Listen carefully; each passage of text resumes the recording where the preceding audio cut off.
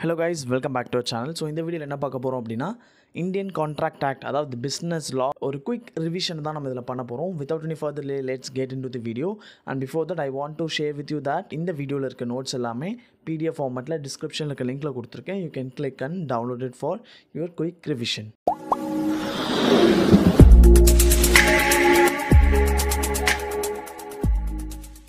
Okay, let us quickly start with the introduction on the contract. Section 2 subsection H of the Indian Contract Act 1872 defines a contract as an agreement enforceable by law. What is enforceable by law அப்படினா இந்த contract ன்னு சொல்லும்போதே நமக்கு ரெண்டு விஷயம் இருக்கு. One agreement, another one is enforceability by law. So இந்த agreement மட்டும் இல்லாமல் அந்த அக்ரிமெண்ட் என்ஃபோர்ஸபிளாக இருக்கணும். என்ஃபோர்ஸபிள்னா என்ன அப்படின்னா நாளை பின் ஏதோ ஒரு பிரச்சனை வருது அப்படின்னா இந்த அக்ரிமெண்ட் லீகலாக நம்மளால் மூவ் பண்ணுறதுக்கு ஹெல்ப்ஃபுல்லாக இருக்கணும். ஸோ லீகல் ப்ரொசீடிங்ஸ் படி இதில் எந்த ஃபால்ட் இருக்கக்கூடாது, அதுதான் என்ஃபோர்ஸபிலிட்டி பை லான்னு சொல்கிறாங்க. So this is very simple for the definition of contract. So every agreement and promise enforceable at law is a contract. Okay, so நான் வெறும் அக்ரிமெண்ட் மட்டும் வச்சுட்டு என்னால் இது லீகலாக எடுத்துகிட்டு போக முடியாது. For which I need the enforceability. இந்த அக்ரிமெண்ட் லீகலாக என்னால் மூவ் பண்ண முடியுன்றப்ப மட்டும்தான் consider it as a contract. Okay, what is agreement அப்படின்னு பார்த்தா section 2 subsection E of Indian Contract Act 1872 defines an agreement as every promise and every set of promises forming consideration for each other is an agreement னு சொல்கிறாங்க. ப்ராமிஸ்னால் என்ன? நான் ஒரு விஷயத்த பண்ணுறேன்னு சொல்கிறது, இல்லை இந்த விஷயத்தெல்லாம் பண்ணுவேன்னு சொல்கிறது செட் ஆஃப் ப்ராமிசஸ். ஓகே, அது மட்டும் இல்லாமல் அந்த ப்ராமிஸ் எல்லாம் பண்ணும்போது I will be getting something in return. எனக்கு திருப்பி கைமாறு ஏதோ கிடைக்குன்ற பட்சத்தில் அதை தான் நான் அக்ரிமெண்ட்னு சொல்கிறேன். ஓகே, ஃபார் எக்ஸாம்பிள் நான் ஒரு பைக் வச்சுருக்கேன், அதை உங்கள்கிட்ட சேல் பண்ண போகிறேன்னு சொல்கிறது என்னோட ப்ரொப்போசல். ஓகே, நான் சேல் பண்ணுறேன், எனக்கு நீ 10,000 கொடுன்னு சொல்லும்போது நான் பைக்கை சேல் பண்ணுறேன்னு சொல்கிறது என்னோடய ப்ராமிஸ். அண்ட் நீங்கள் அந்த பைக்கு சேல் பண்ணுற இந்த 10,000 தரீங்கல்ல எனக்கு பைக்காக, அது கன்சிடரேஷன் என்னோடய பாயிண்ட் ஆஃப் வியூவில். உங்களோட பாயிண்ட் ஆஃப் வியூவில் என்னது? நீங்கள் கொடுக்குற அமௌண்ட்டுக்கு கிடைக்கக்கூடிய கன்சிடரேஷன் என்னது? பைக். அக்ரிமெண்ட்னு சொல்லும்போது every promise and every set of promises forming என்னது? Consideration for each other. So நான் ப்ராமிஸ் பண்ணுறேன் அப்படின்னா நான் என்ன ப்ராமிஸ் பண்ணேன்? இந்த எக்ஸாம்பிளில் நான் பைக்கை சேல் பண்ணுறேன் ஃபார் ருபீஸ் 10,000 நான் ப்ராமிஸ் பண்ணேன். எனக்கு கன்சிடரேஷன் என்ன? சம்திங் இன் ரிட்டர்ன் எனக்கு என்ன கிடைக்க போகுது? அந்த 10,000 ருபீஸ் எனக்கு கிடைக்க போகுது. ஓகே, அண்ட் உங்களோட பாயிண்ட் ஆஃப் வியூவில் என்னது? நீங்கள் அந்த பைக்கை வாங்க போகிறீங்க ஃபார் ருபீஸ் 10,000. ஸோ என்னோட கன்சிடரேஷன் அமௌண்ட்டு, உங்களோட கன்சிடரேஷன் பைக் இந்த example. Okay, so that is an agreement. Okay, agreement is equal to offer plus acceptance. இந்த எக்ஸாம்பிள் என்ன ஆஃபர்? நான் பைக்கை சேல் பண்ணுறேன்னு சொல்கிறது ஆஃபர், அதை நீங்கள் வாங்கிக்கிறேன்னு சொல்லி நீங்கள் அமௌண்ட் கொடுத்து நீங்கள் பைக் எடுத்துக்கிறீங்கன்னா அது அக்செப்டன்ஸ். இந்த அக்ரிமெண்ட் லீகலாக இருக்குன்ற பட்சத்தில் இது கான்ட்ராக்டாக மாறும். ஓகே, இந்த கான்ட்ராக்ட்னு சொல்கிறீங்களே, இந்த கான்ட்ராக்டில் இருக்கக்கூடிய எசென்ஷியல் திங்ஸ்லாம் என்ன? எசென்ஷியல் எலிமெண்ட்ஸ்னு சொல்லலாம், ஃபீச்சர்ஸ்னு சொல்லலாம், ஆர் கேரக்டரிஸ்டிக்ஸ்னு சொல்லலாம். குயிக்காக ஒரு கான்ட்ராக்ட்னா எப்படி இருக்கணும், அது செல்லுபடி ஆகிறதுக்கு எப்படி இருக்கணுன்றது குயிக்காக let's take go through. Valid offer and acceptance. இப்போ நான் சொன்ன எக்ஸாம்பிள் ஒரு கான்ட்ராக்டாக இருக்கணும்னு என்ன இருக்கணும்? அந்த இடத்துல ஆஃபர் இருக்கணும் அண்ட் அக்செப்டன்ஸ் இருக்கணும். இது ரெண்டும் தான் நமக்கு ஒரு கான்ட்ராக்டாக க்ரியேட் ஆகும். Second thing, intention to create a legal relationship. இந்த பாயிண்ட் என்ன சொல்லுது அப்படின்னா, நீங்கள் ஏதோ ஒரு கான்ட்ராக்ட் இருக்குன்னா அந்த contract should arise out of a legal relationship அப்படின்னு சொல்கிறாங்க. ஃபார் எக்ஸாம்பிள் நான் என் ஃப்ரெண்டை பர்த்டே பார்ட்டிக்கு இன்வைட் பண்ணுறேன். அவங்கள என்ன சொல்கிறாங்க? ஓகே சரிப்பா நான் வரேன் அப்படின்னு சொல்கிறாங்க. But due to personal reasons அவங்களால வர முடியல அப்படின்னா என் ஃப்ரெண்ட் மேலே நான் போய் கேஸ் கொடுக்க முடியுமா? நீ வரேன்னு சொல்லிட்டு வரல, you agreed for attending a birthday party but you didn't come அப்படின்னு சொல்லும்போது இது personal relationship. It is not a legal relationship to file a case against my friend. கரெக்டாக? ஸோ எந்த ஒரு கான்ட்ராக்ட்லேயுமே லீகல் ரிலேஷன்ஷிப்ன்றது ரொம்ப முக்கியமாக க்ரியேட் ஆகணுன்றது தான் இந்த கான்ட்ராக்டோட ஒரு இம்பார்ட்டண்ட் எலிமெண்ட் ஆர் இம்பார்ட்டண்ட் ஃபீச்சர்னு சொல்லலாம். Next thing, lawful consideration. Lawful consideration என்ன?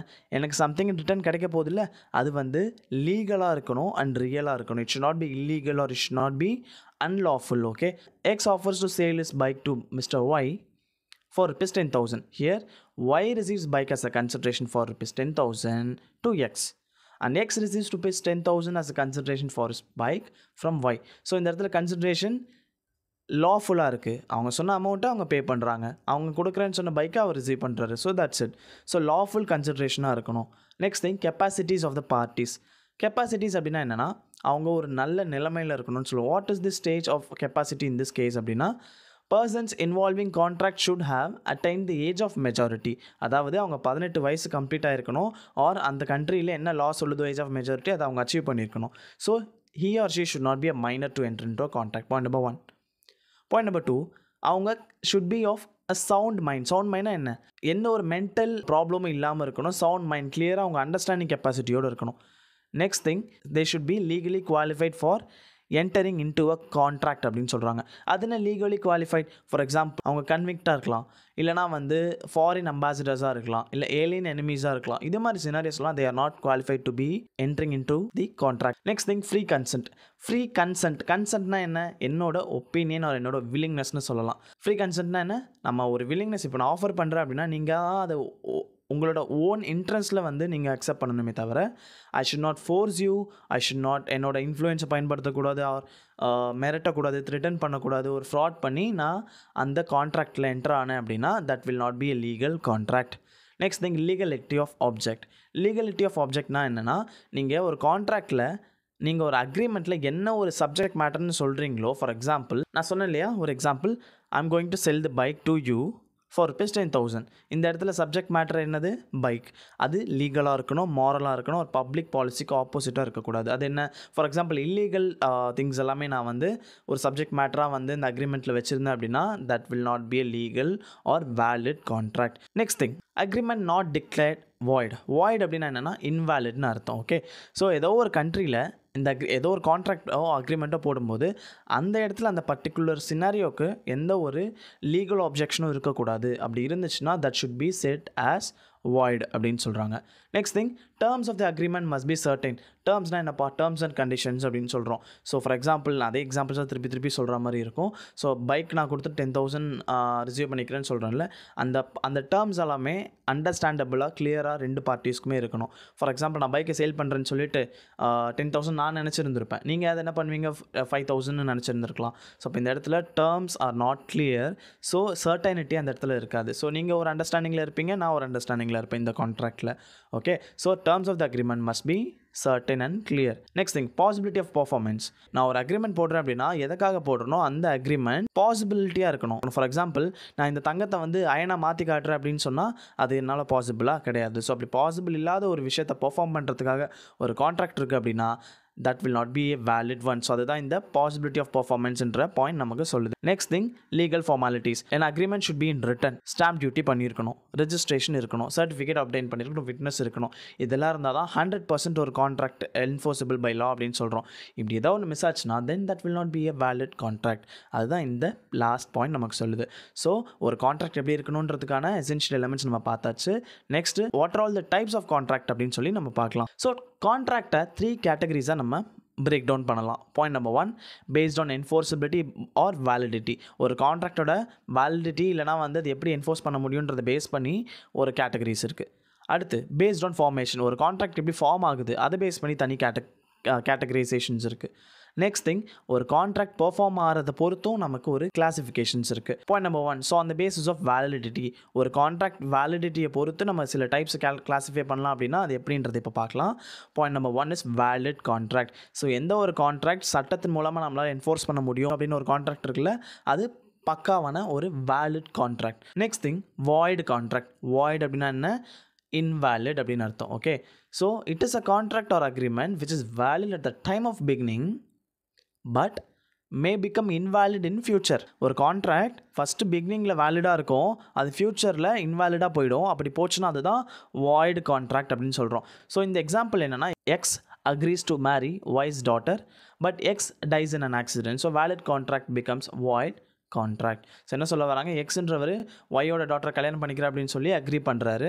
அக்ரி பண்ணதுக்கு அப்புறமா எக்ஸ் இன்ஃபோர்சிங் சிச்சுவேஷனில் he dies in an accident. அப்போ என்ன ஆகுது, அந்த கேஸில் வேலிட் கான்ட்ராக்டாக இருந்தது இன்வேலிடாக மாறிடுது. So it is not void ab initio. Void ab initio என்னென்னா வாய்ட் ஃப்ரம் த பிகினிங்னு அர்த்தம். அதாவது ஆரம்ப கட்டத்திலேருந்தே அது இன்வேலிடாக இருக்கா அப்படின்னா கிடையாது. So this category is not coming under void ab initio. Voidable contract. Voidable அப்படின்னா என்னென்னா, voidable contract is enforceable by law at the option of one of the parties. It is valid until one of the parties cancels or avoid the contract. For example, Arun promised to sell his car to Balu for rupees 2 lakhs, but his consent has obtained by use of the force. Now the contract is voidable at the option of A, which is Arun, he may cancel it or accepts it. என்ன சொல்கிறாங்கன்னா பாலுன்றவர் அருணை கட்டாயப்படுத்தி காரை விற்கிறதுக்கு அக்செப்டன்ஸை வாங்குறாரு. நான் Arun has an option either to break the contract or to accept the contract. So இது மாதிரி யாராவது ஒரு பார்ட்டி அந்த கேன்சலேஷன் ஆர் அவாய்டிங் ஆஃப் கான்ட்ராக்டோட ரைட்ஸ் இருந்துச்சு அப்படின்னா that is called voidable contract. எப்போ வேணால் அது வாய்டபுளாக மாறலாம் அப்படின்னு சொல்கிறாங்க. ஓகே, கேன்சல் ஆகலாம், இன்வாலிடாக போகலாம், பட் யாரோ ஒருத்தரோட விருப்பத்தின் பேரில் அப்படின்னு சொல்கிறாங்க. Okay, next things illegal contract, illegal அக்ரிமெண்ட்னு கூட சொல்லலாம். So an agreement is illegal and void if its object or consideration is prohibited by law or is of fraudulent or it's against public policy or morality. என்ன சொல்கிறாங்க, நீங்கள் எந்த ஒரு subject matter வச்சுருக்கீங்களோ R எதுக்காக ஒரு அக்ரிமெண்ட் போடுறீங்களோ அந்த விஷயம் R அந்த ஆப்ஜெக்ட் ஆர் அந்த கன்சிடரேஷன் எந்த ஒரு சட்டத்தின் மூலயமா தடை செய்யப்பட்டதாக இருக்கக்கூடாது, ஒரு ஃப்ராட்லண்ட் ஆக்டிவிட்டீஸாக இருக்கக்கூடாது, ஆர் பப்ளிக் பாலிசிக்கு ஆப்போசிட்டாக இருக்கக்கூடாது. ஸோ நம்ம பார்த்த பாயிண்ட்ஸே தான் ஃபீச்சர்ஸ்லேருந்து நம்ம இதில் ரிப்பீட்டடாக வரும். So which we can take as an example. So illegal agreement is void ab initio. நான் என்ன சொன்னேன், வாய்ட் ஆப் இனிஷியோ அப்படின்னா வாய்ட் ஃப்ரம் த பிகினிங், அதாவது invalid from the beginning. Illegal agreement ஆரம்ப கட்டத்திலேருந்து அது இன்வாலிட் தான், எந்த ஒரு கேஸ்லையும் அது லீகலாக மாற சான்ஸ் இல்லை. Next one unenforceable contract. அப்படின்னா எந்த ஒரு கான்ட்ராக்ட் நமக்கு லீகலாக வந்து நம்மளால் ப்ரொசீட் பண்ண முடியாதோ, எந்த ஒரு கோர்ட் ஆஃப் லாவில் அது செல்லுபடி ஆகாதோ, அது எல்லாமே அன்என்ஃபோர்ஸபிள் கான்ட்ராக்ட்னு சொல்லலாம். ஃபார் எக்ஸாம்பிள், நீங்கள் ரிட்டர்னில் எழுதி வாங்காமல் இருந்திருக்கலாம், ஆர் அப்படி ரிட்டர்னில் வந்து போட்ட கான்ட்ராக்ட் வந்து டைம் எக்ஸ்பைரி ஆகிருக்கலாம், which is lapse of time ஆகிருக்கலாம். ஸோ இதெல்லாமே அன்என்ஃபோர்ஸபிள் கான்ட்ராக்ட்னு சொல்கிறோம். Next one on the basis of formation. ஒரு கான்ட்ராக்ட் எப்படி ஃபார்ம் ஆகுதுன்றது பொறுத்து we have 3 categorizations. Point number 1, express contract. எந்த ஒரு கான்ட்ராக்டை நம்ம எக்ஸ்ப்ரெஸ்ஸாக வாயில் நம்ம சொல்லிடுறோம், அதாவது எக்ஸ்ப்ரெஸ் பண்ணுறோம், ஓகே நான் ஆஃபர் பண்ணுறேன், நீ அதை அக்செப்ட் பண்ணு அப்படின்னு சொல்லி எந்த ஒரு ஆஃபரை நான் மேக் பண்ணுறேன், எந்த ஒரு அக்ரிமெண்ட்டை ஓரலாக வந்து நான் ஜஸ்ட் எக்ஸ்ப்ரெஸ் பண்ணுறனோ ஆர் ரிட்டர்னில் சொல்கிறனோ அதுதான் எக்ஸ்பிரஸ் கான்ட்ராக்ட்னு சொல்கிறேன். So A tells B on the telephone that he offers to sell his car for rupees 1 lakh and B in reply informs A that he accepts the offer. There is an express contract. இந்த scenario, இந்த எக்ஸாம்பிளில் A என்ன பண்ணுறாரு, Bக்கு கால் அடிச்சு, தம்பி இது மாதிரி நான் வந்து என்னோட காரை உங்ககிட்ட ஒரு லட்சத்துக்கு விற்கலான்னு சொல்கிறேன்ப்பா, நீ என்ன சொல்கிற அப்படின்னு கேட்க, B என்ன சொல்கிறாரு, ஓகே நான் வந்து உன்னோட காரை நான் வாங்கிக்கிறேன் அப்படின்னு சொல்லி அவரோட ஆஃபரை இவர் அக்செப்ட் பண்ணுறது தான் இந்த இடத்துல எக்ஸ்பிரஸ் கான்ட்ராக்ட் அப்படின்னு சொல்கிறோம். ஓகே, நெக்ஸ்ட் டைப் என்ன, இம்ப்ளைடு கான்ட்ராக்ட். இம்ப்ளைட்னா எப்பயுமே நம்ம இருக்கிற சிச்சுவேஷன்லேருந்து அண்டர்ஸ்டாண்ட் பண்ணிக்கிறது தான் இம்ப்ளைட்னு சொல்லுவோம். நம்ம மூவி தேட்டருக்கு போகிறோம், அங்கே வந்து யாரும் வாங்கன்னு யாரும் நம்மளை சொல்லலை, பட் நம்ம அமௌண்ட் எடுத்து பே பண்ணி நம்ம சினிமா டிக்கெட் வாங்கினோம்னா obviously it is implied that நம்ம ஒரு கான்ட்ராக்டுள்ளே வந்துட்டோம். ஸோ மூவி தியேட்டர் அவங்க சினிமா ஷோ பண்ண போகிறாங்க, நம்ம பே பண்ணி சினிமா பார்க்க போகிறோம். ஸோ இந்த இடத்துல யாருமே எதுவும் சொல்லலைனாலும் it is arising out of a situation that it is a contract. அதுதான் இம்ப்ளைட் கான்ட்ராக்ட்னு சொல்கிறோம். Next one is quasi contract. What is quasi contract அப்படின்னா, ஒரு கான்ட்ராக்ட் அந்த இடத்துல ஆரம்பிச்சிருக்கவே இருக்காது, அந்த இடத்துல தேவைப்பட்டிருக்காது, பட் டியூ டு சம்திங், ஒரு லானாலேயோ ஏதோ ஒரு அன்ஃபோர்சின் சிச்சுவேஷன்னாலேயோ அந்த இடத்துல குவாசி கான்ட்ராக்ட்ன்ற ஒரு கான்ட்ராக்ட் கிரியேட் ஆகும். It is a contract which is entered into by the parties due to something imposed by law. Okay, so in this case there is no offer, there is no acceptance, there is no agreement, but yes, in the eyes of law it is considered as a quasi contract. ஏதோ ஒரு கட்டாயத்தினால ஒரு சட்டத்தின் மூலமாக நம்ம திடீர்னு ஒரு கான்ட்ராக்டில் enter ஆக முடிஞ்சது அப்படின்னா அதுதான் குவாசி கான்ட்ராக்ட். ஃபார் எக்ஸாம்பிள் சொல்லலாம் அப்படின்னா, என்னோட நெய்பர் மிஸ்டர் செல்வம்னு வச்சுப்போமே, அவர் அவுட் ஸ்டேஷன் போயிருக்காரு. ஸோ அவர் அவுட் ஸ்டேஷன் போய் ரிட்டர்ன் ஆக 10 days ஆகும். பட் நான் நெக்ஸ்ட் 2 daysக்குள்ளே அவரோட இபி பில் அவர் கட்டணும், எலக்ட்ரிசிட்டி பில் கட்டணும். பட் அவர் கட்டலை, அதெல்லாம் என்ன ஆகும்னா டிஸ்கனெக்ஷன் ஆகிடும்ன்ற ஒரு சுச்சுவேஷன் எனக்கு தெரியுது. So in order to help him avoiding the disconnection of the electricity facility, I am going to pay the amount of the bill. ஓகேவா, நான் கட்டிடுறேன். அப்போ அவர் ரிட்டர்ன் ஆனதுக்கப்புறம் என்ன ஆகும், எலக்ட்ரிசிட்டி இருக்கும், அவருக்கு பதிலாக நான் வந்து சடனாக பேமெண்ட் பண்ணிட்டேன். ஓகே, இந்த குட் இன்ட்ரெஸ்ட். அப்போது அவர் எனக்கு அந்த அமௌண்ட்டை திருப்பி தரலாம். I can be able to file a case against him saying அவருக்கு நான் பே பண்ணியிருக்கேன் பட் அவர் கட்டலை. ஸோ சட்டம் என்ன சொல்லும், தம்பி நீ கட்ட வேண்டிய பில்லு தான்ப்பா அவர் கட்டியிருக்காரு, உனக்கு ஹெல்ப் தான் பண்ணியிருக்கேன், நீ கண்டிப்பாக கொடுக்கணும்னு சொல்லும்போது திடீர்னு அந்த இடத்துல ஒரு லா மூலயமா ஒரு அக்ரிமெண்ட் கான்ட்ராக்ட் கிரியேட் ஆகுதுல்ல, அதுதான் குவாசி கான்ட்ராக்ட்னு சொல்கிறோம்.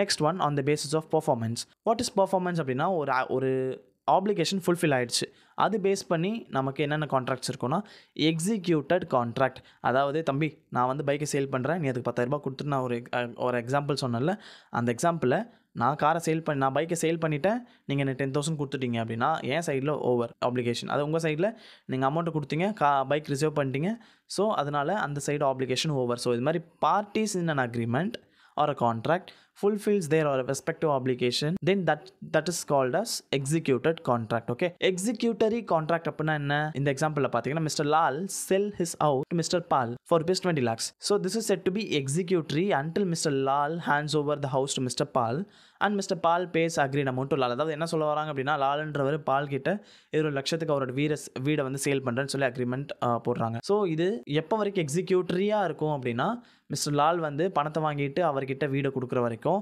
அண்ட் மிஸ்டர் பால் வந்து அவர்கிட்ட அமௌண்ட்டை கொடுத்து வீடை வாங்குற வரைக்கும் தான் இது எக்ஸிக்யூட்டரியாக இருக்கும். அப்படி பண்ணிட்டாங்க அப்படின்னா அது எக்ஸிக்யூட்டடுக்கு போயிடும். Okay, next one, partly executed contract. அது என்ன partly executed contract? Name itself suggests that partly executed.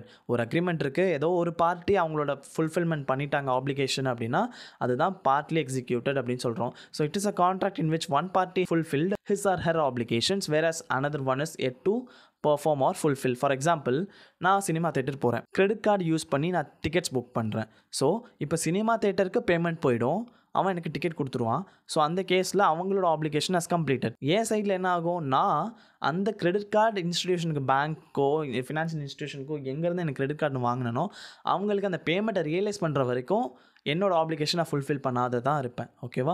So அதனால் இது partly executed contract. Clear? So next let us move to the next topic which is offer. So by the way, இந்த different கான்ட்ராக்ட்ஸை உங்களுக்கு 2 mark கொஸ்டின்லையும் கேட்கலாம், 5 mark கொஸ்டின்லையும் கேட்கலாம்.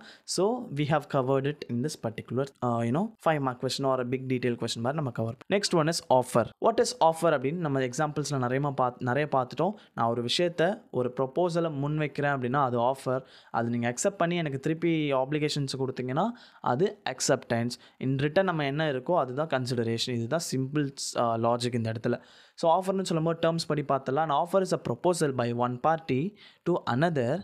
எதுக்காக? To enter legally binding agreement with him or her. It is also called as proposal. A says to B that will you purchase my house for rupees 2 lakhs? A என்ன சொல்றாரு அப்படின்னா, அவரோட வீடை 2 lakhsக்கு பர்ச்சேஸ் பண்ணுவியான்னு சொல்லி B கிட்ட கேட்குறாரு. B வந்து அவரோட ஒப்பீனியன் கொடுக்கணும். ஓகே, நான் அமௌண்ட் தரேன், நீ எனக்கு வீடு கொடு அப்படின்னு சொல்லி சொன்னார்னா அது அக்செப்டன்ஸ். இந்த இடத்துல ஏ பண்ணுறது ஆஃபர், பி அக்செப்ட் பண்ணால் அது அக்செப்டன்ஸ். ஓகே, ஸோ ஆஃபர் பண்ணுறவங்க, ப்ரொப்போஸ் பண்ணுறவங்க, ப்ராமிஸ் பண்ணுறவங்க யார் அந்த ஆஃபரை மேக் பண்ணுறாங்களோ அவங்க. இந்த கேஸில் ஏ தான் ஆஃபரர்னு சொல்லலாம், ப்ரொப்போசர்னு சொல்லலாம், ப்ராமிசர்னு சொல்லலாம். யாருக்காக இந்த ஆஃபர் போச்சு அப்படின்றவங்க ஆஃபரி, ப்ரொப்போசி அப்படின்னு சொல்லலாம். ஓகே, ஆஃபரி அதாவது யாருக்கு அந்த ஆஃபர் போச்சோ அவங்க அக்செப்ட் பண்ணாங்கன்னா அதை அவங்கள அக்செப்டர் ஆர் ப்ராமிஸின்னு சொல்கிறோம். இந்த டேர்ம்ஸ் கொஞ்சம் கன்ஃபியூசிங்காக இருக்கும், பட் அண்டர்ஸ்டாண்ட் பண்ணிங்கன்னா it will be very easy for you.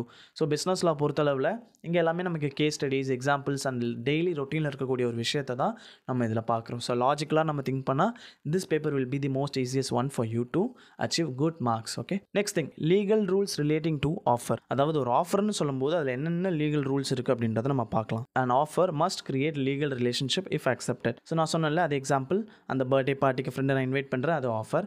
அவர் வரேன்னு சொல்கிறது அக்செப்டன்ஸ். அவரால் வர முடியலன்றப்போ என்னால் லீகல் கேஸ் போட முடியாது, பிகாஸ் அந்த இடத்துல லீகல் ரிலேஷன்ஷிப்பே கிடையாது. ஸோ அதுதான் சொல்ல வரோம். So any offer should create a legal relationship if a person accept it. Second thing, terms of the offer must be clear.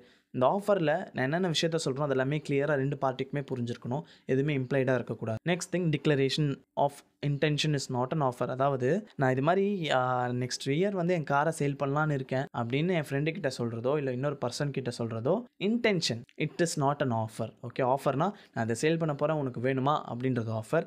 நான் சேல் பண்ணலான்னு இருக்கேன் நெக்ஸ்ட் இயர் ஆர் லேட்டர் அப்படின்னு சொல்கிறது டிக்ளரேஷன் ஆஃப் அன் இன்டென்ஷன். என்னோட இன்டென்ஷனை நான் சொல்கிறேனே தவிர அது என்னோட ஆஃபர் கிடையாது. Next one is an intention to offer is different from valid offer. அதாவது இன்விடேஷன் டு ஆஃபர்னு சொல்லுவோம். For example, a person entering a shop and picking up an article is actually making the offer to buy to the seller and it is the seller to accept or reject the offer. So நான் window டிஸ்பிளேயில் வச்சுருக்கேன் அப்படின்னா அது எல்லாமே ஆஃபராக மாறிடாது. So நீங்கள் வந்து அதை purchase பண்ணுறேன் அப்படின்னு சொல்லும்போது it is the option of a seller to either to accept or to reject தான். ஓகே, ஸோ ஆஃபர்ன்றது வேறு, இன்விடேஷன் டு ஆஃபர்ன்றது வேறு.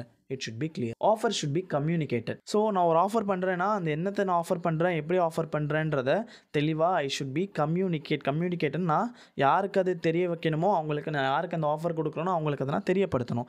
இல்லைனா அந்த ஆஃபரை அக்செப்ட் பண்ண முடியாது. கரெக்டாக? So it should be communicated. Next ஒன்று, statement or quotation of the price is not an offer. நான் ஒரு கடைக்கு போகிறேன், ஓகே, நான் ஒரு கொட்டேஷன் வாங்குறேன். ஃபார் எக்ஸாம்பிள், என் வீட்டில் ஒரு ஃபங்க்ஷன் இருக்குது, எனக்கு க்ராசரிஸ்லாம் தேவைப்படுது. அப்போ நான் என்ன பண்ணுவேன், எந்த கடையில் வாங்கலாம்னு சொல்லி டிசைட் பண்ணும்போது நான் ஒரு கடைக்கு போகிறேன், அதோட கொட்டேஷன் ஸ்டேட்மெண்ட்லாம் நான் வாங்குறேன், ப்ரைஸ் லிஸ்ட் வாங்குறேன் அப்படின்னா then it should not constitute an offer. Okay, it is just a statement or quotation. It should not be considered as an offer. Special terms, if any, should be communicated at the time of making an offer. For example, நான் வெக்கேஷனுக்கு ஒரு ஹோட்டலில் போய் stay பண்ணுறேன். Okay, so அந்த ஹோட்டலில் என்னோட பிலாங்கிங்ஸ்க்கு ஏதோ last ஆச்சு அப்படின்னா அது ஹோட்டல் வந்து ரெஸ்பான்சிபிள் இல்லைன்றதை முன்னாடியே அவங்க அந்த ஸ்பெஷல் டேர்மை சொல்லிட்டாங்கன்னா ஐ வில் பி கேர்ஃபுல். இல்லைன்னா நான் என்ன நினச்சிருப்பேன், ஓகே ஹோட்டல் தான் responsible until they communicate that.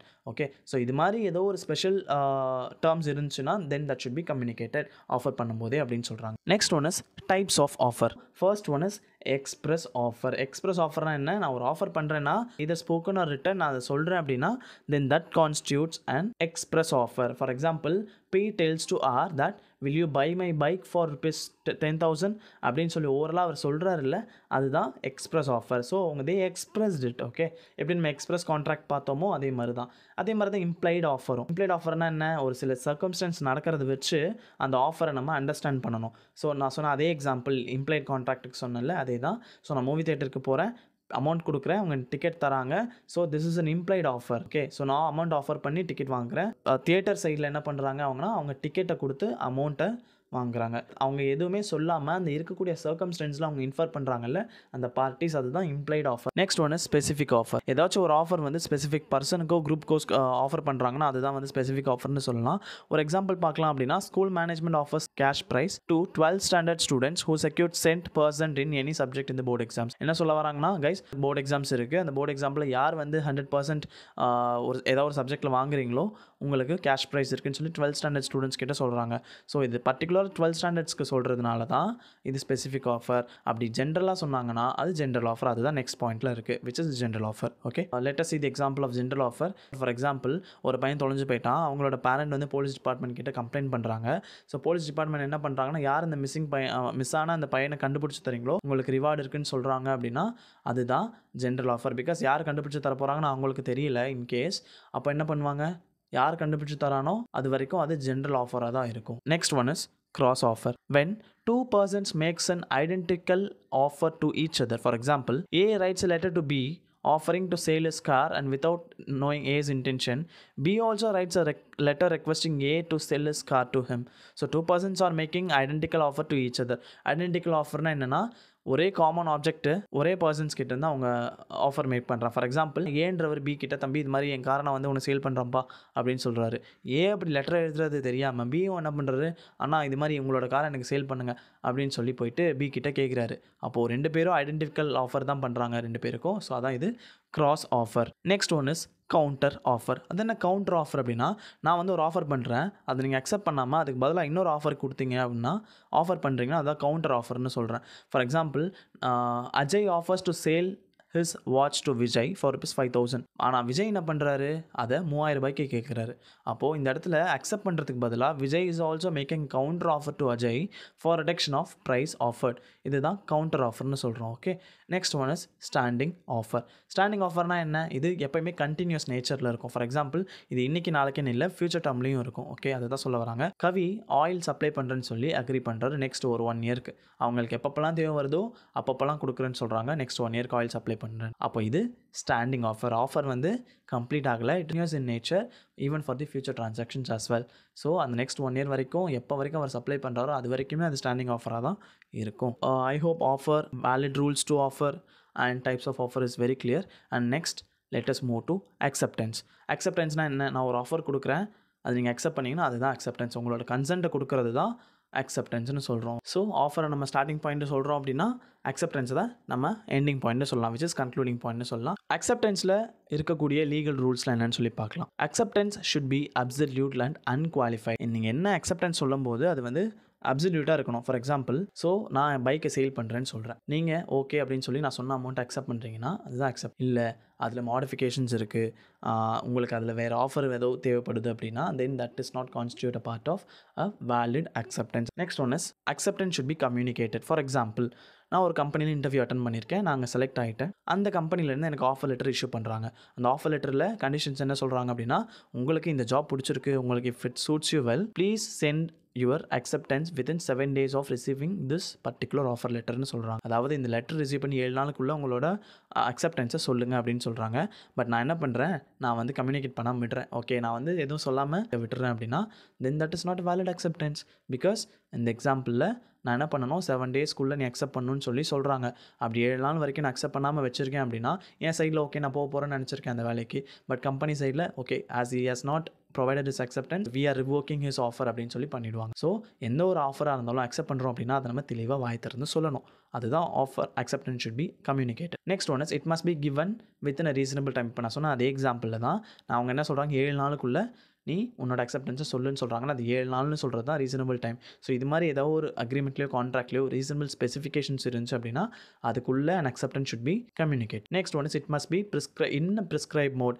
நான் என்ன சொல்கிறேன், அந்த ஆஃபர் ரிசீவ் பண்ணும்போது அவங்க என்ன சொல்கிறாங்க, நீங்கள் கால் பண்ணி உங்களோட ஆஃபரை அக்செப்டன்ஸை கன்ஃபார்ம் பண்ணுங்கள், இல்லை அந்த ஆஃபர் லெட்டரை பிரிண்ட் அவுட் எடுத்து சைன் பண்ணி நீங்கள் போஸ்ட் பண்ணுங்கள் வித்தின் சம் டைம்குள்ளே, அதை வித்தின் 7 daysக்குள்ளே. இல்லை நீங்கள் என்ன பண்ணணும், அந்த இமெயிலுக்கு ரிப்ளை பண்ணுங்கள் உங்களோட அக்செப்டன்ஸ்னு சொல்கிறாங்கன்னா இதுதான் prescribe mode, either by post or by call or by email. So இப்படி சொல்கிறாங்களா அதுதான் மோட்ஸ்ன்னு சொல்கிறாங்க. ஸோ என்ன மோடை வந்து ப்ரிஸ்கிரைப் பண்ணியிருக்காங்களோ அந்த மோடில் நீங்கள் அக்செப்ட் பண்ணணும். அவங்க இமெயிலில் சொல்ல நீங்கள் வந்து அதை போஸ்ட் பண்ணிட்டீங்கன்னா then that is not in a prescribe mode, then it will not be a valid acceptance. Next one is it must be made by the offeree. ஆஃபரினா யாருக்கு அந்த ஆஃபர் கொடுத்தாங்களோ அவங்க தான் ஆஃபரி. ஃபார் எக்ஸாம்பிள் இந்த கம்பெனின்றவங்க offerer, அந்த company யாருக்கு அந்த ஆஃபர் பண்ணியிருக்காங்க, எனக்கு. அப்போது நான் ஆஃபரி. ஸோ அந்த அக்செப்டன்ஸ் யார் பண்ணணும், நான் தான் அவங்களுக்கு அக்செப்டன்ஸ் கொடுக்கணும். அப்போது ஆஃபரி ஷுட் மேக் அன் அக்செப்டன்ஸ்னு சொல்கிறாங்க. அவங்களே ஆஃபர் கொடுத்து அவங்களே ஆட்டோமேட்டிக்காக அக்செப்டன்ஸ்லாம் பண்ணிக்க முடியாது, பண்ணவும் கூடாது. Next one is it must show to fulfil is promise. Okay, so அவங்க என்ன ஆஃபர் பண்ணுறாங்க, இந்த ஜாபு பேக்கேஜ் எல்லாம் சொல்கிறாங்கன்னா அதுக்கேற்ற மாதிரி அவங்க கரெக்டாக அதை ஃபுல்ஃபில் பண்ணணும். ஸோ நான் கம்பெனியில் ஜாயின் பண்ணும்போது ஒரு பேக்கேஜ் சேலரி சொல்லிவிட்டு ஜாயின் பண்ணதுக்கப்புறம் அதை விட ரெடியூஸ் பண்ணாங்க அப்படின்னா then that is not showing his or her fulfillability, obligation fulfill பண்ண முடியாது. Okay, so then this is not the valid acceptance.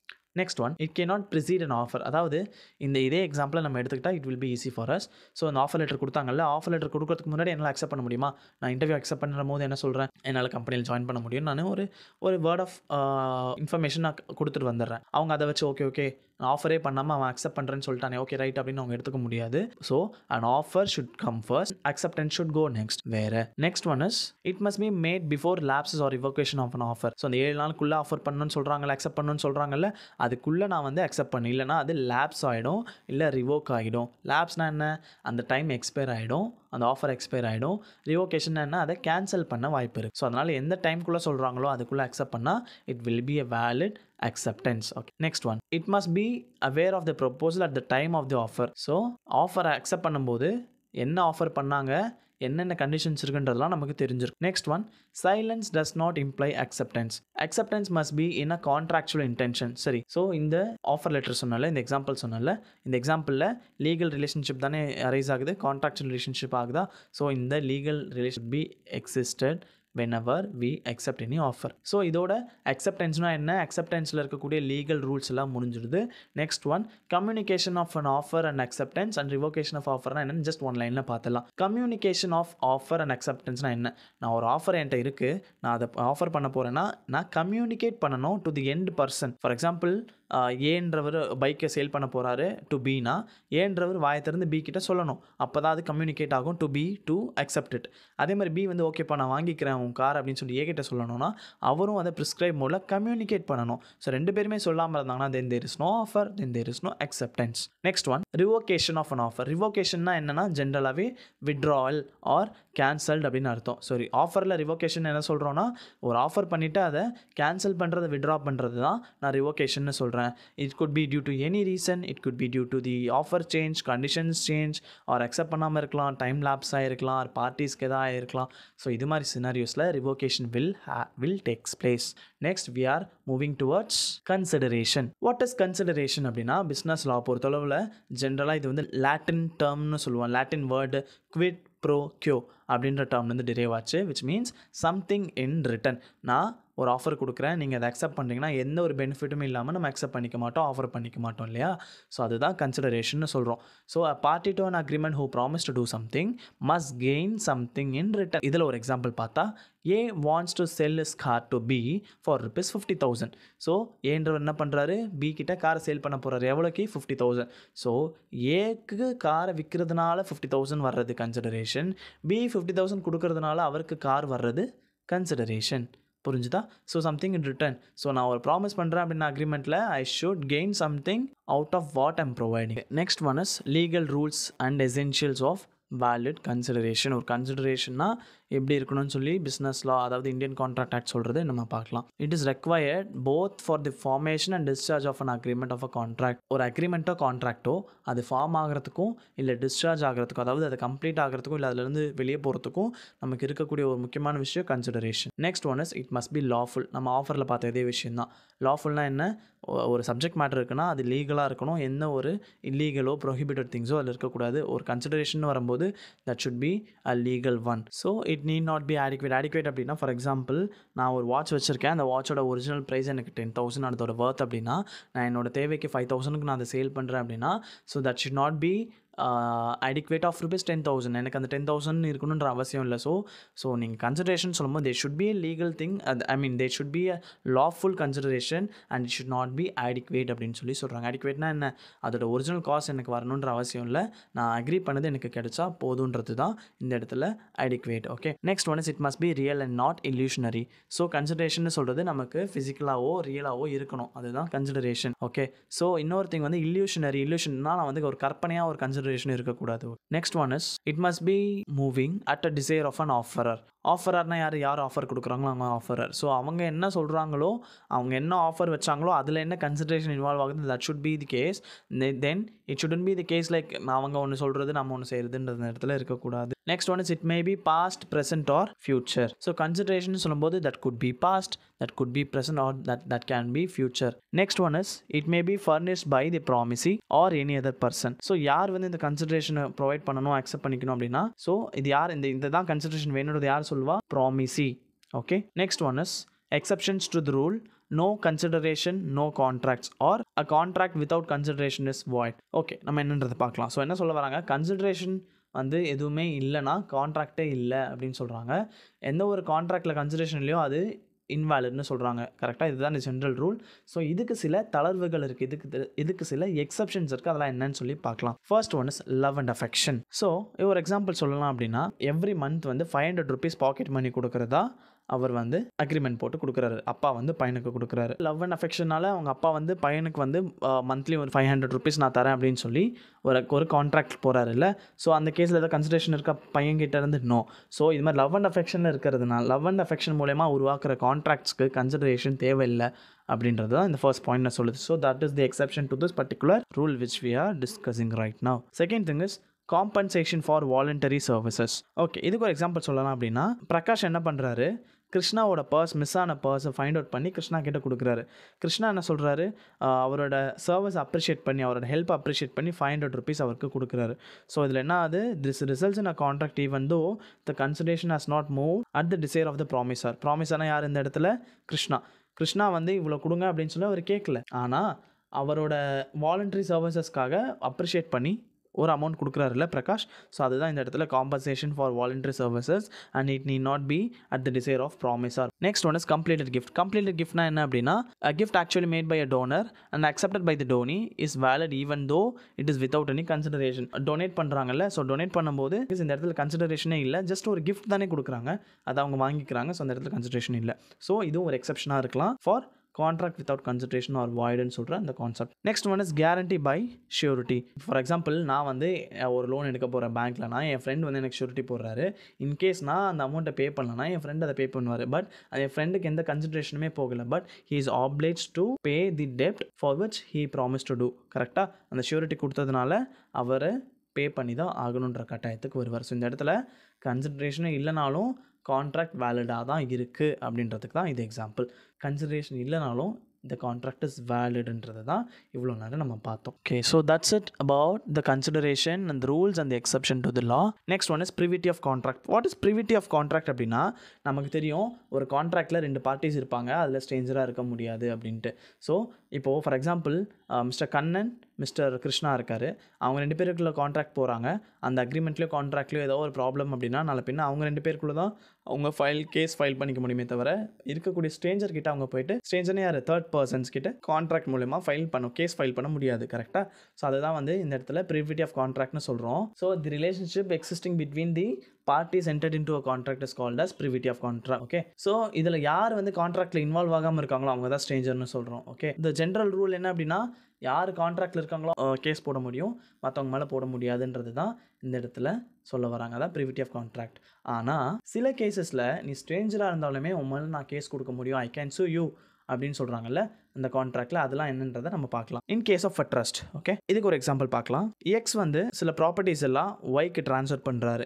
யாருக்காக? இசட்டோட பெனிஃபிட்காக ஒரு ட்ரஸ்ட் நம்பிக்கையின் பேரில் வந்து இது பண்ணுறாரு. So court held that G good enforce although he was a stranger to the contract. So இந்த இடத்துல எக்ஸ் வந்து ஒய்க்கு ப்ராப்பர்ட்டிஸை ட்ரான்ஸ்ஃபர் பண்ணுறாரு. யாருக்காக? இசட்காக.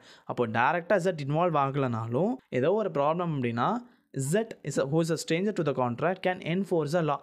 அதுதான் இந்த பாயிண்ட்ல சொல்றாங்க in case of a trust. Okay, next one is family arrangements. Let us see an example for the family arrangements. ஒரு ஃபேமிலி ப்ராப்பர்ட்டி இருக்குது, அதில் ஒரு பார்ட்டிஷன் வந்ததுனால நம்ம 2 பேரும் ஈக்குவலாக கான்ட்ரிபியூட் பண்ணி நம்ம அம்மாவை பார்த்துக்கலாம்னு சொல்லி அக்ரிமெண்ட்டுக்குள்ளே போகிறாங்க. ஆனால் ஃப்யூச்சரில் என்ன ஆயிடுச்சு, அவங்க 2 பேருமே பார்க்காம விட்டுறாங்க. ஸோ அப்போ என்ன ஆகும், mother has a full right to file a case on those 2 sons. So அதுதான் இந்த எக்ஸாம்பிளில் சொல்கிறாங்க, தான் நம்ம இந்த இடத்துல பார்க்குறோம். Next one is acknowledgement. எக்ஸ்ன்றவர் என்ன பண்ணுறாரு, எக்ஸாம்பிளில் எக்ஸ் பேஸ் ₹5,000 டு ஒய். எதுக்காகனா இசட் கிட்ட கொடுத்துருப்பா அப்படிங்கிறாரு. ஒய் என்ன பண்ணுறாரு, அதை கொடுத்துட்டு அக்னாலேஜ்மெண்ட் வாங்கிடுறாரு. வாங்கிட்டு இப்போ Z is entitle to receive the money of ₹5,000. அவர் ஸ்ட்ரேஞ்சராக இருந்தாலும் இந்த கான்ட்ராக்டில் அவர் 5,000 ரிசீவ் பண்ண முடியும். ஸோ இந்த கேஸில் Y is an agent for Z அப்படின்னு தான் சொல்கிறாங்க. ஓகே, ஸோ இதில் இசட்ன்ற ஒரு ஸ்ட்ரேஞ்சர் தான், ஆனால் he is eligible to receive the மணியில், அதுதான் இந்த இடத்துல பேசுகிறாங்க. ஸோ இன்கேஸ் ஒய் அமௌண்ட் கொடுக்கலனா Z can file case over Y. ஏன் அப்படின்னா இசட்டுக்காக கொடுத்த பணம் தானே. அப்போ ஒய் கொடுக்கலனா ஸ்ட்ரேஞ்சராக இருந்தாலும் இசட் வந்து ஒய் மேலே கேஸ் போட முடியுன்றது தான் இந்த இடத்துல சொல்ல வராங்க. And next one is an assignee can enforce a case. Mister Arul Balu கிட்ட 10,000 வாங்கியிருந்திருக்காரு. ஓகே, அவர் 10,000 கொடுக்கணும். அதுக்கு பதிலாக என்ன பண்ணுறாரு, he assigns an insurance policy for mister Balu. அப்போ என்ன ஆகும், அந்த இன்சூரன்ஸ் பாலிசி மெச்சூரிட்டி ஆனோன்னே அந்த 10,000 அருண்க்கு பதிலாக பாலு கலெக்ட் பண்ணிக்கலாம். Because Balu is an assignee for the amount that he has to be received. Okay, so அதுதான் அசைனி கேன் என்ஃபோர்ஸ் அப்படின்னு சொல்கிறோம். அசைனி தான் யாருக்காக அந்த ரைட்ஸோ பெனிஃபிட்ஸோ ட்ரான்ஸ்ஃபர் பண்ணுறோமோ அவங்க தான் assignee. Next one is principal to a contract made by the agent. So அவங்களும் தேர்ட் பார்ட்டியாக ஸ்ட்ரேஞ்சராக இருந்தாலுமே தே கேன். ஸோ பிரின்சிபல்னால் யார், பிரின்சிபல் ஏஜென்ட் ரிலேஷன்ஷிப் பார்த்துருப்போம். ஸோ இதில் ஏஜென்ட் கான்ட்ராக்ட்குள்ளே போயிருந்தாலும் principal can enforce the contract தான் இந்த இடத்துல சொல்கிறாங்க. Next one is conditions attached to immovable property. So ஒரு எக்ஸாம்பிள் பார்க்கலாம். ஏ பி கிட்டேருந்து ஒரு ஃப்ளாட் பர்ச்சேஸ் பண்ணுறாரு. ஆனால் அந்த ஃப்ளாட்டோட ஒரிஜினல் அக்ரிமெண்ட்டில் எப்படி இருக்குன்னா அந்த ஃப்ளாட்டை வந்து கமர்ஷியல் பர்பஸ்க்காக யூஸ் பண்ணணும்னு இருக்குது. ஸோ இப்போது டேரெக்டாக ஏ வந்து அந்த ஃப்ளாட்டோட ஒரிஜினல் அக்ரிமெண்ட்டில் இன்வால்வ் ஆகலைனாலும் அது பைண்டிங்காக தான் இருக்கிறதுனால ஸோ பி கிட்டேருந்து வாங்கும் போதும் அந்த ஒரிஜினல் அக்ரிமெண்ட் இந்த இமூவல் ப்ராப்பர்ட்டிக்கான கண்டிஷன்ஸ் உள்ளே வந்துடுது. ஸோ அந்த ப்ராப்பர்ட்டியை ஒரிஜினல் அக்ரிமெண்ட் படி தான் ஏன்றவர் யூஸ் பண்ணி ஆகணும். தோ அவர் அந்த ஒரிஜினல் அக்ரிமெண்ட்டில் ஒரு பார்ட்டி இல்லைனாலுமே. ஓகே, பிகாஸ் பி கிட்ட தான் அவர் பர்ச்சேஸ் பண்ணிட்டாரு, ஆனால் பி வந்து ஆல்ரெடி ஒரிஜினல் அக்ரிமெண்ட்டில் இருந்திருக்காருல்ல, அதனால் ஏ என்ன பண்ணணும் அப்படின்னா அந்த ப்ராப்பர்ட்டி அதாவது அந்த ஃப்ளாட்டை கமர்ஷியல் பர்பஸ் தவிர எந்த பர்பஸ்க்கும் யூஸ் பண்ணுறதுக்கு ரைட்ஸ் கிடையாது. வாட் இஸ் கான்ட்ராக்சுவல் கெப்பாசிட்டி அப்படின்னா யார் ஒருத்தர் கான்ட்ராக்ட் என்ட்ரு ஆகணும் அவங்களுக்கு என்ன கெப்பாசிட்டி இருக்கணும்னு சொல்கிறது தான் கான்ட்ராக்சுவல் கெப்பாசிட்டி அப்படின்னு சொல்லி சொல்கிறோம். Okay, the parties who enter into the contract must have a capacity to do so. அதாவது ஒரு கான்ட்ராக்ட் எதுக்கு இன்வால்வ் ஆகிறோம் அப்படின்னா ஒரு கன்சிடரேஷன் இருக்குது, அதை ஃபுல்ஃபில் பண்ணுறதுக்கும் ஒரு ஆப்ளிகேஷனை ஃபுல்ஃபில் பண்ணுறதுக்கும் தான் கான்ட்ராக்ட்குள்ளே இன்வால்வ் ஆகிறோம். ஸோ அவங்க ஒரு அந்த கெப்பாசிட்டி இருந்தால் மட்டும்தான் அந்த கான்ட்ராக்டில் இன்வால்வ் ஆக முடியுமே தவிர இல்லைனா they can not to do so. இது வரைக்கும் யார் எலிஜிபிள்னு சொல்லி இந்த லைனில் நம்ம பார்த்தோம். இப்போ ஹூ இஸ் நாட் எலிஜிபிள்ன்றதை பார்க்கலாம். I mean persons incompetent to a contract. First one is minors. Minorனா யார் அப்படின்னா person who has not achieved the age of majority. So யாரெல்லாம் ஏஜ் ஆஃப் மெஜாரிட்டின்னு சொல்லும்போது அந்த 18 years கீழே இருக்காங்களோ அவங்களாம் கான்ட்ராக்ட் என்டர் ஆகிறதுக்கு they are not eligible. So 18 years மேலே இருந்தால் தான் எலிஜிபிள். ஓகே, ஸோ 18 years கம்மியாக தான் எலிஜிபிள் இல்லை. அதுதான் இந்த ஃபர்ஸ்ட் பாயிண்ட் சொல்லுது. Next thing persons of unsound mind. Unsound மைண்ட்னா யார், லுனாட்டிக், இடியட், ட்ரங்கன் பர்சன். இவங்கெல்லாம் அக்ரி பண்ணுற அந்த என்ட்ரு ஆகிற கான்ட்ராக்ட்ஸ் எதுவுமே வேலிட் கிடையாது. They are incompetent, which means ineligible to enter into a contract. இந்த டேர்ம்ஸ்லாம் என்னன்றதை நெக்ஸ்ட் நம்ம பார்க்கலாம். Next one, other persons disqualified by any law. யார்? alien enemies, foreign ambassadors, convicts, insolvents, இவங்களாமே disqualified by law அப்படின்னு சொல்கிறாங்க. Okay, other பர்சன்ஸ்னு சொல்கிறோம். So இந்த டேர்ம்ஸ்க்கான explanation என்னன்றது இப்போ பார்க்கலாம் குயிக்லி. லூனாட்டிக் அப்படின்னா என்ன அப்படின்னா மென்டலி அஃபெக்டட் பர்சன்ஸ் அப்படின்னு சொல்லுவோம். அதாவது அவங்க சானிட்டி இன்சானிட்டிக்கு ரெண்டுத்துக்கும் நடுவில் ஒரு இன்டர்மீடியட் கண்டிஷன்ஸில் இருப்பாங்க. திடீர்னு நல்லா இருப்பாங்க, திடீர்னு அவங்க இன்சைனாக பிஹேவ் பண்ணுவாங்க, திடீர்னு ஒரு மென்டலி அஃபெக்டட் பர்சனாக தெரிவாங்க. ஸோ அதுதான் லூனாட்டிக் அப்படின்னு சொல்கிறோம். Next one is idiot. இடியட்னா என்ன அப்படின்னா the person who does not have a understanding power at all. அதுதான் நம்ம இடியட்னு சொல்கிறோம். அண்டர்ஸ்டாண்டிங் பவர் இல்லாதவங்கள தான் அப்படி சொல்கிறாங்க. ஸோ இவங்களோட கான்ட்ராக்ட் என்ட்ரு ஆகிறதுக்கு எலிஜிபிள் இல்லை. Next one, alien enemies. Alien எனிமீஸ்னா யார்? ஏலியன்னா ஜென்ரலாக என்ன சொல்லுவோம்? வேற்றுக்கிரகவாசின்னு சொல்லுவோம். வேற்றுக்கிரகன்னு சொல்லும்போது இந்த இடத்துல the person who is not a citizen of India தான் நம்ம இந்த இடத்துல ஏலியன் சொல்கிறோம், ஃபாரின் அப்படின்னு சொல்கிறோம். So he may be an alien friend or an enemy. அவங்க ஒரு கான்ட்ராக்டில் என்ட்ரு ஆகிறதுக்கு எலிஜிபிலிட்டி இல்லை. Next one is foreign ambassadors. அம்பாசிடர்ஸ்னால் யார்? ஜென்ரலாகவே ரெப்ரசன்டேட்டிவ்ஸ்னு சொல்லுவோம். ஃபாரின் அம்பாசிடர்ஸ்னால் இந்தியாவில் ஃபாரின் கண்ட்ரிஸை ரெப்ரசென்ட் பண்ணி யாரெல்லாம் இருக்காங்களோ அவங்க தான் representatives of foreign countries who are foreign ambassadors. They are not eligible to enter into a contract. Next one is convicts. கன்விக்ட்ஸ்னால் யாருன்னா யார் ஒருத்தவங்க மேலே கேஸ் இருந்து அவங்க லீகல் ப்ரொசீடிங்ஸ்னால ஜெயிலில் இருக்காங்களோ அவங்க, இல்லை அப்படின்னா பரோல்னு சொல்லி ஒரு டெம்பரரி பீரியடுக்கு வெளியே வந்திருப்பாங்க ஜெயிலிருந்து அவங்க. ஸோ இவங்க எல்லாமே கன்விக்ட்ஸ்னு சொல்லுவோம். இந்த கன்விக்ட்ஸ் யாருமே as per law they are not eligible to enter into a contract until they are finally released from the particular imprisonment. So அந்த இம்ப்ரிசன்மெண்ட்லேருந்து ஃபுல்லாக வெளியே வராத வரைக்கும் அவங்கன்னா they are not eligible to enter into a contract. Next one is insolvent. Insolvent அப்படின்னா யாருன்னா யார் ஒருத்தருக்கு அசட்டை விட டெப்ட்ஸ் அதிகமாக இருக்கோ அவங்க தான் இன்சால்வெண்ட் அப்படின்னு சொல்லுவோம். ஸோ அவங்கனாலையுமே இந்த கான்ட்ராக்ட்லாம் என்ட்ரு ஆகிறதுக்கு எலிஜிபிலிட்டி கிடையாது. So lunatic, idiot, alien enemies, foreign ambassadors, convicts and insolvents இவங்களாமே they are not eligible to enter into a contract. அப்போ யார் தான்ப்பா எலிஜிபிள் அப்படின்னு கேட்டால் யார் 18 வயசு கம்ப்ளீட் பண்ணியிருக்காங்களோ அவங்க, யார் நல்ல தெளிவான மைண்ட் செட்டில் அண்ட் மனநிலையில் இருக்காங்களோ அவங்க, அண்ட் யாரெல்லாம் வந்து சட்டத்தின் மூலமாக டிஸ்குவாலிஃபை ஆகாமல் இருக்காங்களோ, தடை செய்யப்படாமல் இருக்காங்களோ அவங்க தான் எலிஜிபிள் டு மேக் அ கான்ட்ராக்ட்னு சொல்லி நான் சொல்லல, இந்த இந்தியன் கான்ட்ராக்ட் ஆக்ட் 1872 சொல்லுது. நெக்ஸ்ட் ஒன், ஓகேப்பா யாரெல்லாம் வந்து கான்ட்ராக்டில் போகணும்னு சொல்லிட்டு அந்த கான்ட்ராக்டில் விருப்பம் எப்படி இருக்கணும், அதாவது ஃப்ரீ கன்சென்ட்னு சொல்லுவோம். What is consent? கன்சென்ட்னும் போது willingness or act of assenting to an offer. ஒரு ஆஃபர் கொடுத்துருக்கானா அதுக்கு நம்ம அக்செப்ட் பண்ணுறோம்ல, நம்மளோட இன்ட்ரெஸ்ட்டை நம்ம தெரிவிக்கிறோம், நம்மளோட அக்செப்டன்ஸை கொடுக்குறோம். அப்படி அந்த அக்செப்டன்ஸை கொடுக்கும்போது that should not come out of the ஃபோர்ஸிபிலிட்டின்னு தான் நம்ம சொல்கிறோம். So coercion, undue influence, fraud, misrepresentation, mistake, இது மூலமா நமக்கு ஒரு அக்செப்டன்ஸ் இருக்குது, ஒரு கன்சென்ட் கிடைச்சிது அப்படின்னா then that is not said to be the legal contract. அதான் நம்ம பார்க்குறோம். ஸோ நெக்ஸ்ட் ஒன், இந்த டேர்ம்ஸ்லாம் சொன்னால கோயர்ஷன், undue influence, fraud, misrepresentation, mistake, இதை பற்றி டீட்டெயிலாக இப்போ நம்ம பார்க்கலாம் வித் அன் எக்ஸாம். கோயர்ஷன் அப்படின்னா கான்ட்ராக்ட் இருக்குது, அந்த கான்ட்ராக்டில் 2 பேர் இருக்காங்க, 2 பேருமே அவங்களோட ஓன் இன்ட்ரெஸ்ட்டில் ஆஃபர் அக்செப்டன்ஸும் கொடுக்கல, யாரோ ஒருத்தர் கம்பல்ஷன் மூலமாக அந்த கான்ட்ராக்ட் வந்திருக்காங்க அப்படின்னா then that is not a free consent, ரைட்டா? ஸோ அதுதான் நம்ம கோயர்ஷன்னு சொல்கிறோம். கோயர்ஷன்னா என்னென்னா பயமுறுத்தி இருக்கலாம், ஃபிசிக்கல் கம்பல்ஷன் இருக்கலாம். அந்த கான்ட்ராக்ட் என்ட்ரு ஆகிருக்காங்கன்னா then that is not the legal contract. அது நம்ம வந்து ஒரு ஃப்ரீ கன்சென்ட்டில் வந்துச்சு நம்ம சொல்ல முடியாது. For example, A threatens to kill B if he does not lend ₹10,000 to C. B agrees to lend amount to C. The agreement is entered into under coercion. Undue influence அப்படின்னா என்னன்னா sometimes a party is compelled to enter into an agreement against his will as a result of unfair persuasion by other party. என்ன சொல்கிறாங்க அப்படின்னா, for example ஒரு அதிகாரத்தை வச்சு ஒரு இன்ஃப்ளூயன்ஸை use பண்ணி ஒருத்தர் அக்ரிமெண்ட்குள்ளே எடுத்துகிட்டு வராங்க அப்படின்னா then that is called as undue influence. For example, see this is just an example. A doctor may prescribe certain tests for a patient with an intention of extracting fees when such tests are not required. ஒரு hospital போகிறோம், நம்ம ஒரு தலைவலின்னு போகிறோம்ப்பா, அதுக்கு blood டெஸ்ட்லேருந்து எல்லா டெஸ்ட்டும் இஷ்டத்துக்கு எடுக்க சொல்கிறாங்க அப்படின்னா அந்த கேஸில் ஒரு undue influence because doctor patient, okay, lawyer client இப்படின்ற ஒரு ரிலேஷன்ஷிப்ஸ்லாம் இருக்கும்போது இந்த இடத்துல ஒரு இன்ஃப்ளூயன்ஸை யூஸ் பண்ணி யாராவது ஒருத்தர் அப்படி பண்ணாங்கன்னா அது வந்து ஒரு ஃப்ரீ கன்சென்ட் மூலமா வரல, அந்த கட்டாயப்படுத்தி வரதுனால then it is not the valid contract. Next one is fraud and misrepresentation. ஃப்ராடுக்கும் மிஸ்ரெப்ரசன்டேஷனுக்கும் இருக்கக்கூடிய ஒரு சின்ன டிஃப்ரென்ஸ் என்னன்னா, ஒரு இன்ஃபர்மேஷன் இருக்குது, அது தப்பாக வந்து சொல்லிடுறாங்க. அதில் இன்டென்ஷன் ஒரு விஷயம் இருக்குது. மற்றவங்களை ஏமாற்றணும்னு சொல்லி பண்ணால் அது ஃப்ராட். அப்படி தெரியாமல் நடந்தால் அது மிஸ்ரெப்ரசன்டேஷன். ஃபார் எக்ஸாம்பிள், என்கிட்ட ஒரு பைக் இருக்குது, கண்டிஷனில் இல்லைன்னு எனக்கு தெரியும். இருந்தும் நான் வந்து அதை ஒரு பர்சன்ஸ் கிட்ட நான் சேல் பண்ணுறேன், பக்காவாக இருக்குது அப்படின்னு சொல்லி நான் சேல் பண்ணுறேன் அப்படின்னா then that is the fraud. ப்ராப்ளம்ன்றது எனக்கு தெரியாமல் இருந்து நான் அந்த பைக்கை சேல் பண்ணி அப்புறமா அது தெரிய வந்துச்சு அப்படின்னா தென் தட் இஸ் மிஸ்ரெப்ரசன்டேஷன். எனக்கு அந்த விஷயம் தெரியாது, ஓகே, அது ஒருத்தரை ஏமாத்துறதுக்காக நான் அந்த விஷயத்தை நான் இன்டென்ஷனாக பண்ணல அப்படின்னா தென் தட் இஸ் மிஸ்ரெப்ரசன்டேஷன். நான் வேணும்னே தெரிஞ்சு தான் பண்ணேன் அப்படின்னா அது fraud. Next one is mistake. மிஸ்டேக்னா என்னன்னா, ஒரு ஐடியாவையோ ஒப்பீனியனையோ தப்பாக பண்ணிடுறது தான் மிஸ்டேக். இதில் அந்த இன்டென்ஷன்லாம் நமக்கு எதுவுமே இருக்காது. ஸோ மிஸ்டேக்னா ஜஸ்ட் ஒரு தவறுதலாக பண்ணுறது தான் மிஸ்டேக்னு சொல்கிறோம். So what is performance of contract அப்படின்றத பார்க்கலாம். A contract is called as performed when the parties to a contract fulfill their respective obligation. So example பார்க்கலாம்.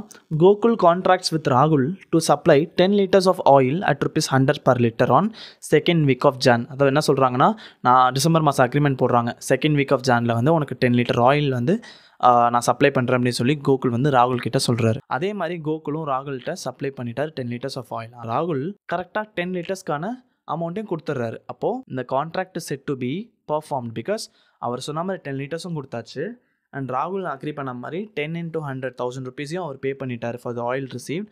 எப்போ ஸ்பெசிஃபை பண்ணாங்களோ அப்பயே கொடுத்து. ஸோ அப்போ இது பர்ஃபார்ம்டு கான்ட்ராக்ட், அதாவது பர்ஃபார்மன்ஸ் ஆஃப் கான்ட்ராக்ட், அதாவது கம்ப்ளீட்டட் கான்ட்ராக்ட்னு சொல்கிறோம்.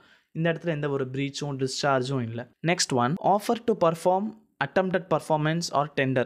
இது மூணுனா என்னன்னு பார்க்கலாம். refusing to offer of the promiser to perform his obligation under the contract on the due date but the promise may refuse to accept the performance. This is referred as attempted performance. attempted performance என்னன்னா, ஒரு offer கொடுத்தாச்சு, ப்ராமிசர் என்ன சொல்கிறாங்களோ அதை செய்யாமல், என்னைக்கு சொன்னாங்களோ அதை செய்யாமல் இதை பண்ண மாட்டேன்னு சொல்லி ஒரு ப்ராமிஸ் கொடுக்குறாங்கல்ல, அதுதான் இந்த இடத்துல attempted performance அப்படின்னு சொல்கிறாங்க. So next one is discharge of contract. Discharge of contract அப்படின்னா டெர்மினேஷன் ஆஃப் கான்ட்ராக்சுவல் ரிலேஷன்ஷிப் அப்படின்னு அர்த்தம். ஏன் டெர்மினேட் ஆகுது, ஏதோ ஒரு அந்த இடத்துல ஒரு ஃபால்ட் நடந்திருக்கு, ஆப்ளிகேஷன்ஸை ஃபுல்ஃபில் பண்ண முடியல, ஸோ அதனால் கான்ட்ராக்ட் ஹாஸ் பிகம் எண்ட். அதுதான் இந்த இடத்துல டிஸ்சார்ஜ் ஆஃப் கான்ட்ராக்ட்னு சொல்கிறோம். ஸோ இதில் வேரியஸ் கேட்டகரிஸ் இருக்குது. We are categorizing in 6 methods. Point number 1, discharge of contract by performance.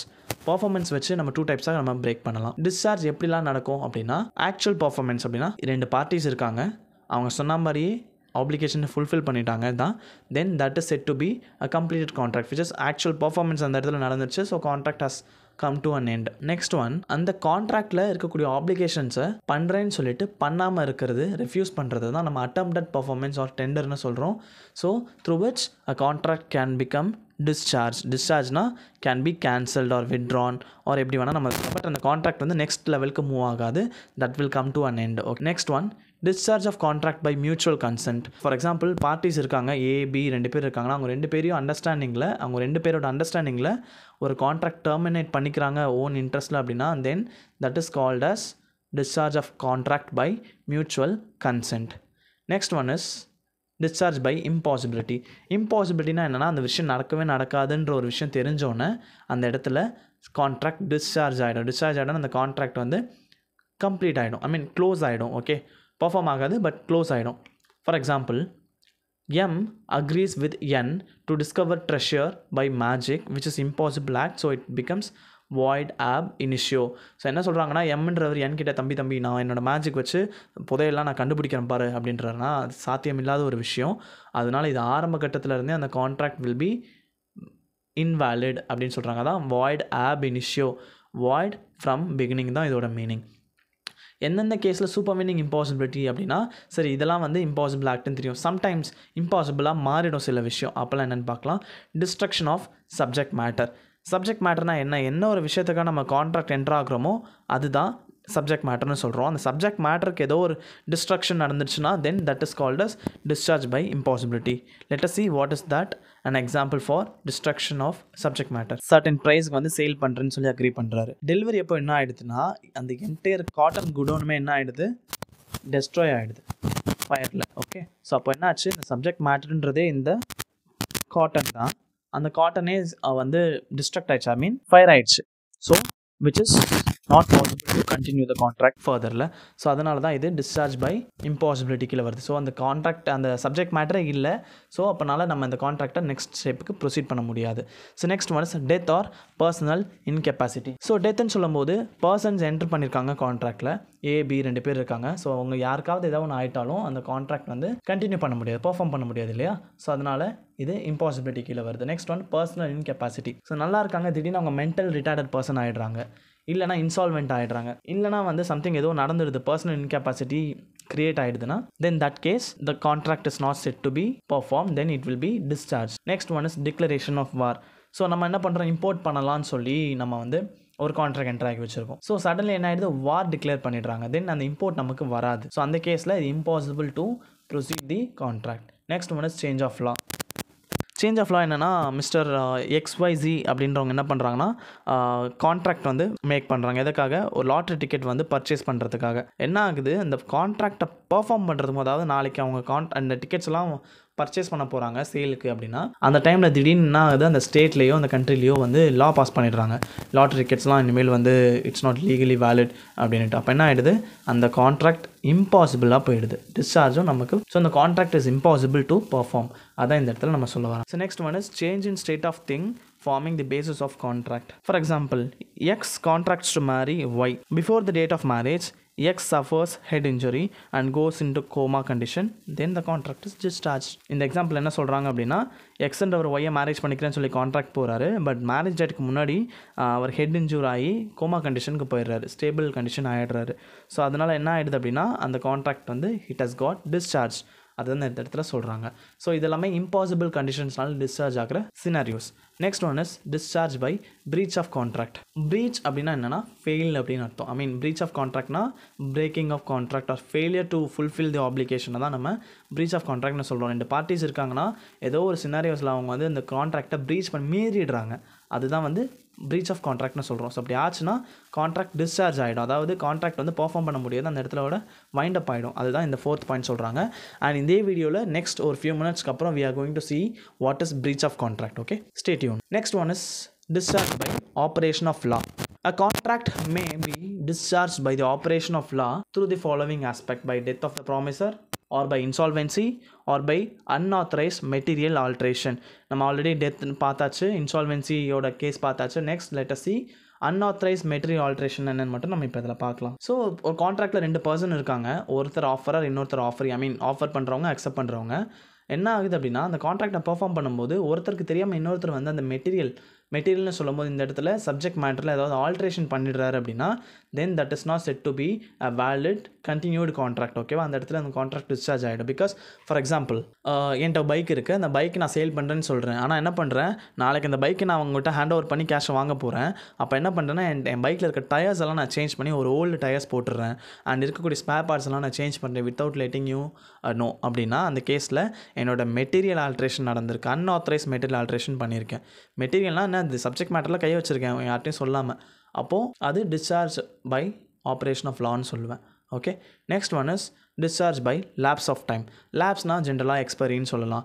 So ஒரு ஆஃபர் இருக்குது, அக்செப்டன்ஸ் வந்துச்சு, அந்த கான்ட்ராக்டை நீங்கள் ஃபுல்ஃபில் பண்ணணும், அது குறிப்பிட்ட டைமுக்குள்ளே பண்ணலை அப்படின்னா then the contract is said to be discharge. அதாவது இதுக்கு மேலே அந்த கான்ட்ராக்டை இல்லை, செல்லாது, தேவையே இல்லை அப்படின்ற ஒரு ஸ்டேட்டஸ் வர்றது தான் discharge by lapse of time அப்படின்னு சொல்கிறோம். ஸோ இது மாதிரி scenarios, there are 6 scenarios which we have discussed. One is performance, அந்த கான்ட்ராக்ட் பண்ணுறாங்களா இல்லையா, ஐ மீன் அந்த ஆப்ளிகேஷனை முடிக்கிறாங்களா இல்லையா. 2வது மியூச்சுவல் கன்சென்ட்டை தனித்தனியாக அந்த கான்ட்ராக்டை பிரிச்சுட்டு போயிடுறாங்க. 2வது இம்பாசிபிலிட்டி, நிறைய ரீசன்ஸ் இருக்குது. அடுத்து வந்து சேஞ்ச் ஆஃப் லா இருக்கலாம், இல்லைனா வந்து பிரீச் ஆஃப் கான்ட்ராக்ட் மீறிடுறாங்க, கான்ட்ராக்டில் கூடிய ரூல்ஸ் அண்ட் ரெகுலேஷன்ஸ் எல்லாம் பிரேக் பண்ணிடுறாங்க. அடுத்து வந்து ஏதாவது ஆல்ட்ரேஷன்ஸ் நடக்குது, இல்லைனா டைம் வந்து முடிஞ்சு போயிடுது, அந்த கான்ட்ராக்டில் சொன்ன மாதிரி அந்த ஆப்ளிகேஷன்ஸை ஃபுல்ஃபில் பண்ணுறதுக்கு டைம் முடிஞ்சிடுது. ஸோ இது மாதிரி கேசஸில் எல்லாமே இந்த contract will said to be discharge அப்படின்னா பர்ஃபார்ம் பண்ண முடியாது, then that will come to an end அப்படின்னு தான் இதோட மீனிங் நம்ம இப்போ பார்த்தோம். Next one breach of contract. பிரீச்னா என்ன, பிரேக்கிங் ஆஃப் ரூல்ஸ்ன்றதை அண்டர்ஸ்டாண்ட் பண்ணிக்கலாம். பிரீச் ஆஃப் கான்ட்ராக்ட்னா கான்ட்ராக்டில் சொன்னதை ஃபுல்ஃபில் பண்ணலை, கான்ட்ராக்ட் ரிலேஷன்ஷிப்பில் ஃபுல்ஃபில் பண்ணலை, அதுதான் பிரீச் ஆஃப் கான்ட்ராக்ட்னு சொல்கிறோம். ஸோ என்னன்றதை பார்க்கலாம். ஸோ இந்த பிரீச் ஆஃப் கான்ட்ராக்டில் என்னென்ன மெத்தட்ஸ் ஆர் மோட்ஸ் இருக்குன்னா, எப்படிலாம் பிரீச் பண்ணலாம் அப்படின்னா, option 1 actual breach, option 2 anticipatory breach. Actual பிரீச்சில் ரெண்டு இருக்குது. On the due date, on during the performance, அதாவது they are going to fail fulfilling the obligation. ஓகேவா? ஸோ அப்போ அதில் ரெண்டு விஷயம் இருக்குது. ஒன்று, என்னைக்கு அந்த ஆப்ளிகேஷன் பண்ணுறேன்னு சொல்லி இந்த கான்ட்ராக்டில் அக்ரி பண்ணியிருக்காங்க அந்த டேட்டுக்கு முன்னாடி, இல்லைனா அந்த அக்ரிமெண்ட் அந்த கான்ட்ராக்ட் அந்த பர்ஃபார்மன்ஸ் பண்ணுறப்பயே ப்ரீச் பண்ணுறது. என்னென்ன எக்ஸாம்பிளோட பார்க்கலாம். First one, actual preach on the due date. Due date என்னன்னா, for example, agreeing to supply 10 bags of wheat on 31st March 2024 and failing to supply on the due date, that is breach of contract. Legal case can be filed against the party who breached it. என்ன சொல்கிறாங்கன்னா, 10 bags of wheat வந்து நான் 31 March 2024 நான் supply பண்ணுறேன்னு சொல்லிட்டு supply பண்ணாமே இருக்கிறது on the due date அப்போ அவங்க ப்ரீச் பண்ணிட்டாங்கன்னு அர்த்தம். Next one, during the performance. அதே எக்ஸாம்பிள் எடுத்துக்கலாம். 10 bags of ரைஸ் வந்து சப்ளை பண்ணுறேன்னு சொல்கிறாங்க. ஆனால் 5 bags மட்டும்தான் சப்ளை பண்ணியிருக்காங்க, இன்னும் 5 bags தரவே இல்லை on the day of performance. So அப்போ இது breach of contract. Then a person is eligible to file a case against the party who breached the contract. யார் ஏமாத்தினாங்களோ அவங்க மேலே கேஸ் போட ரைட்ஸ் இருக்குது. Next one is anticipatory breach. What is anticipation in general? நம்ம வந்து just determine பண்ணுறதுன்னு சொல்லலாமா? So declaration of party to a contract that his intention of not performing his obligation before the due date. அதாவது வந்து நான் சொல்லிடுறேன், இல்லைப்பா என்னால் வந்து இந்த ஆப்ளிகேஷன்ஸ்லாம் ஃபுல்ஃபில் பண்ண முடியாது அப்படின்னு சொல்லி டியூ டேட்டுக்கு முன்னாடியே திட்டுவட்டமாக வந்து சொல்லிடுறேன். ஏன்னா ஆக்சுவல் ப்ரீச் அப்போ அவன் பண்ணிடுறான், மீறிடுறான், அவனால் சொல்ல முடியல.